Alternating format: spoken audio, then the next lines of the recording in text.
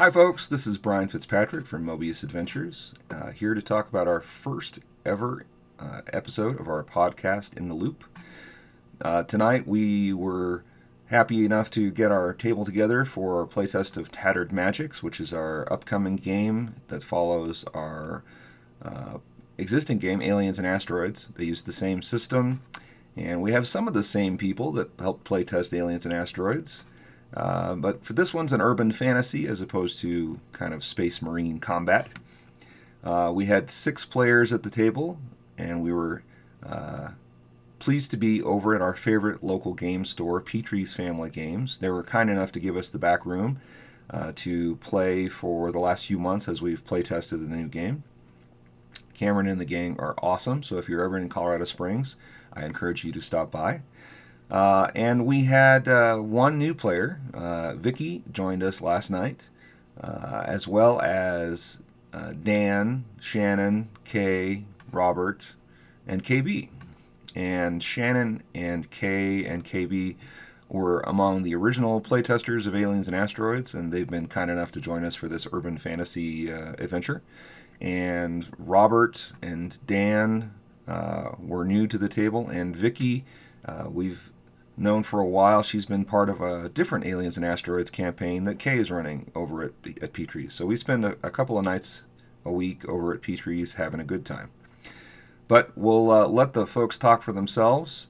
If you're interested in anything from Moebius Adventures, we have a regular website, moebiusadventures.com. That's MOEBIUS adventures.com. And there you'll find information about Aliens and Asteroids, Tattered Magicks, and a bunch of our older products. And if you're looking for Aliens and Asteroids, you can find it at drivethrurpg.com or on Amazon. So do pick up a copy if you get a chance. And yeah, I'm looking forward to sharing this crazy group with you online.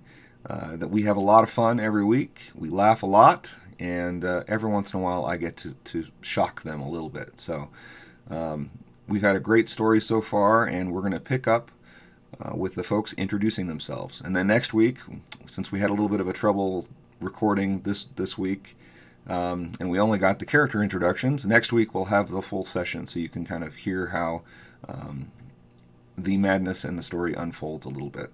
So thanks for listening, and we hope you enjoy. Place. So we're going to go ahead and get started. So welcome to Tattered Magicks for our Tuesday night group. I'm Brian Fitzpatrick. I'm your host. Ha ha ha. Did you just wave at the microphone? I did. I waved at the microphone. And we're here at Petrie's recording this courtesy of Cameron and the gang. They've been nice enough to give us this back room for several weeks. And we've had a blast. So we're going to start off with a little introduction to everybody around the table, not just for us and you, but for Vicky, who's our new player tonight. Yay! So, yay, Vicky! So, why don't we go this way? Can we start over there because I have a lollipop still? I'm sorry. I'm going to try and finish I see. Okay, Robert, would you like to describe your character? Really? You just got thrown under the bus. Congratulations. Okay, it's fine. Yes. I can reference. So, just talk a little bit about your character and you know, yeah, give your name too, because you know that's kind of important. First of all, let me wave to the microphone. My microphone. I'm glad I set a precedent. Robert Rivera, I'm new to the group. Only been here for like a month now. Thanks for having me. It's a blast. I'm playing Alvin Lopez, who is a veteran. I'm a survivor, and I'm a gearhead as my background. So a little bit about my backstory. I became aware of this world of Tattered Magic quite by surprise and through unfortunate circumstances. I was abducted by a coven of witches for the purposes of being sacrificed. And that's kind of how I got exposed to all of this. It didn't take. Yeah. No, well, that's why I'm a survivor. I will survive. There you go.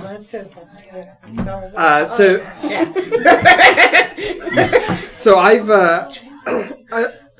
because of that, it's kind of shaped me and my character, and so a lot of my traits have to do with being a survivor and never getting myself in a position that I won't be able to get myself out of, right? So familiarity with guns and electronics, and I can craft items, and I have combat healing, and I can pick locks, and I have studied mythology, specifically witch mythology, and I hit the gym like all the time. Eat a lot of protein. That's me.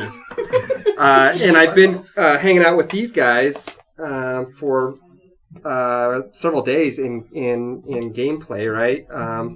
And I'm still trying to kind of come up to speed on a lot of what happened because some stuff went down last time that I'm still not completely... I don't have all the details, but I just know that one of our other characters was instrumental in creating a lot of havoc. I'll leave it at that. Our group? That's what I've heard. Our group causes chaos. Right. So we're in the fictional city of Plunkett, Wyoming, which is somewhere near the Tetons. Never go there. Never go there. It's not a good place to go. It's kind of it's kind of been tortured over the years. Old mining town that's kind of gone to heck. And yeah. You literally just described Trinidad, Colorado, by the way. And they do have a Walmart. Yeah. Do they have two Starbucks? No, they don't. So they're a little behind. Yeah, they're a little behind. All right. So yeah, that's me. Okay. Right. So I'm KB. I play Talon Wick, but the rest of the party knows me as Jacob. I am a hunter outdoorsman and also a wanderer loner. Short backstory is Jacob tragically lost his family in bloodshed and has been wandering the country trying to find either any trace of where his family might have gone because there were no bodies recovered or what could have happened to them.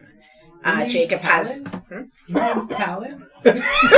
Yes, my name is Talon. We've been playing since, September? And but no one knew Jacob. that. Yeah. Yeah. Well, we only know him as Jacob. So. Right. Yeah, I don't know if Well people covered up. Kate. Thank goodness for podcasts. We learn so much. Right? So, Jacob has the gift of precognition, which allows him to see the next move in an attack scenario and potentially gain an advantage, as well as the ability to either touch an object and see a flash of something that occurred around that object or person, as well as casting Mystic Bones in the Viking way in order to gain insight into an event that could have transpired. Jacob is very stealthy, has also been able to craft language through the use of Norse mythology in order to transfigure himself into a direwolf or a raven. Jacob's currently in the form of a raven. And naked. We'll get back to that. No, you have feathers. You're good. Yes, I'm fine. But socks? Wait till No he changes socks. back. Yeah, that's a whole different thing. And I mean, that's about it. I'm Dan, and my character is named John Calvin. And he is just old. He's 76. John with a K. And it's C. Calvin. How else are you going to spell Calvin? Calvin. Could be Kelvin as in No, it is not Kelvin. Measurement. He's oh my god. We're picking I like that you said John with a K. No one picked up on that. Junk. Oh, no, junk. We call him Junk. Okay, John. Oh my goodness gracious. And if you ever hear him say "get off my lawn," now you know why. But he was a priest. He's from Texas, and so of course he has the gun ability because Texas. And so he there was a school that closed, and he ended up moving to Gunnison, Colorado, and joining a cult called the Way. And one night, sky-clad with a bunch of other people, they ended up summoning a portal where these tentacles started coming through, and so he decided that was wrong. He remembered he was a priest, and that probably calling the void into the world is not very good. And so he called down a spell. He ran away, and then got message that he was supposed to go to Wyoming, and. In the process, though, his pool of spell power was divided into a light part and a dark part, and the dark part's really fun. And but mostly he's a priest, and he does good things. And when we were in London over the summer, over the break between our seasons, or between our arcs, he learned how to act. So that's the fun thing. He does a lot of acting and speaking and reading, and he's a geek. Act. And I was thinking like we were going to be able to connect on that, but no. There's still time. There's still well, but you don't talk. You're the least. You're like a mime. That's what your acting is like, miming. And what? What? And so anyway, yeah. There we go. Thanks. Hi. Thank you for waving in the microphone. You're welcome. My name's Kaylin. Everyone calls me Kay. My character's name is Brooke Page. You may have heard from me from Turn the Page with Brooke Page. It's an early 90s sitcom. I was a child actress, very successful, and then after the series run, my character got involved in drugs, fell out for a little bit, tried getting back into acting. Fortunately for her, she was able to find some acting with the Chinese martial arts movie studio, where she learned some B-movie quality martial arts. My awakening came on set during I was filming fighting a demigod, and it happened to be a real demigod apparently. Couldn't defeat it, but in the aftermath, the Chinese studio burnt to the ground, and I quickly got involved with the WSO. Later, I ended up picking up symbology, which allows my character to use tarot cards and enchant them and throw them like Gambit in X-Men a little bit. So now I'm kind of a badass, is what I'm trying to say.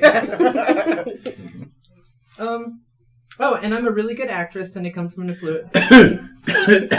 And I make people fall in love with me. That's what you do now. That is resume. Knock that one off, thank you. And that is me.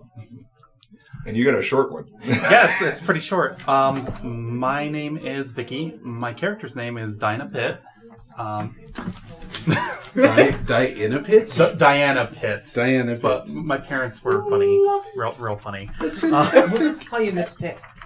How much should I go into? Whatever you want to go into. Okay. This is the first time, and we know enough to not spill meta information. So we're good. Yeah, Okay. Sure. And Awesome. you can still develop it. This is the first time that KB has ever actually stated that character's real name. Okay. Real name and history, because no one knew anything. I'm never forgetting that, by the way. Right? Literally.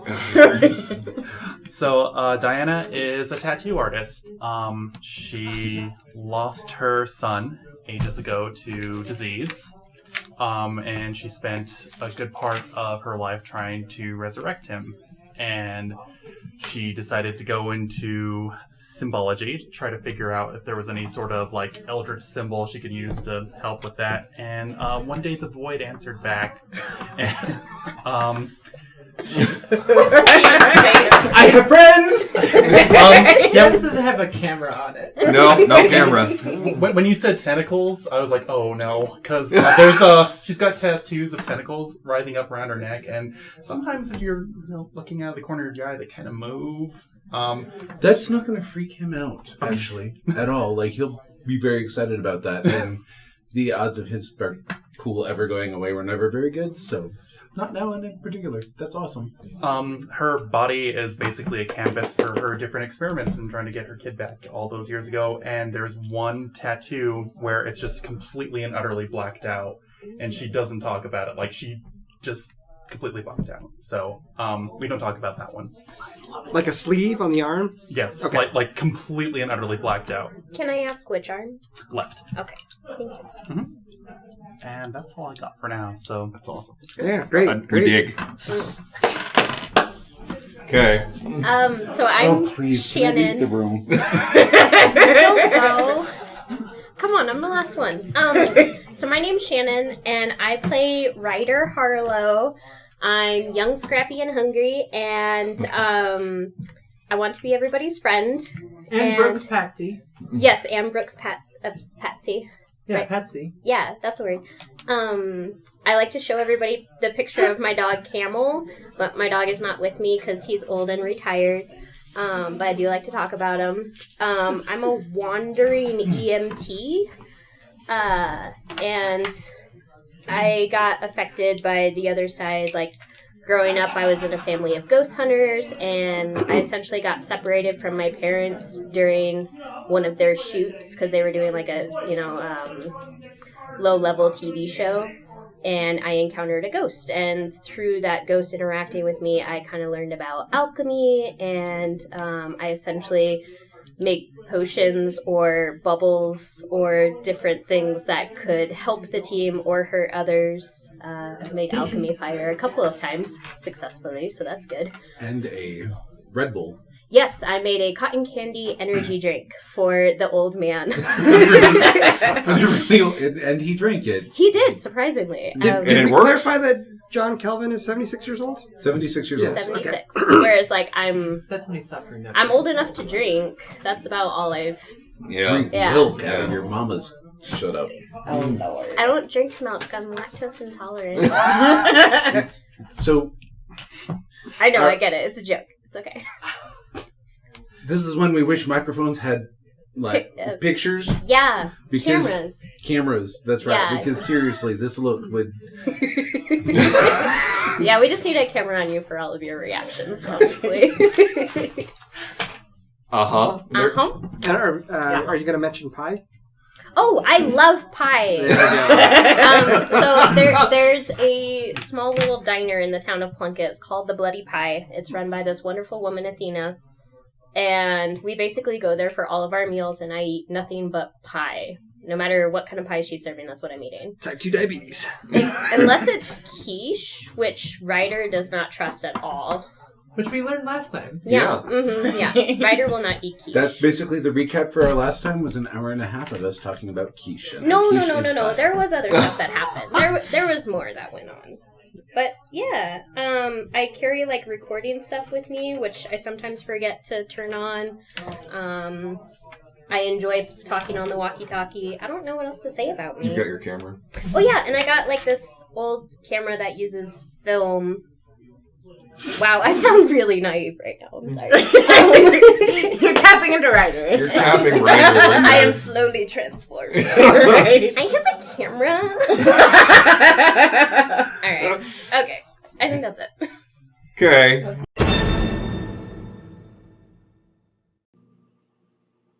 Thanks for listening to our first episode and getting a little bit about the characters of our Tattered Magicks playtest. I'm hoping that next week we can get back into the adventure and we can figure out what may be causing some of the vampire-like wounds. And there's all sorts of fun things going on between a fairy invasion and some witches afoot and vampires. It's your typical urban fantasy. So as I said before, we'll continue the madness next week. And hopefully we'll have our technical issues ironed out. But thanks again for listening, and I hope you enjoyed it, and I look forward to sharing the story with you next week. Until next time, stay in the loop.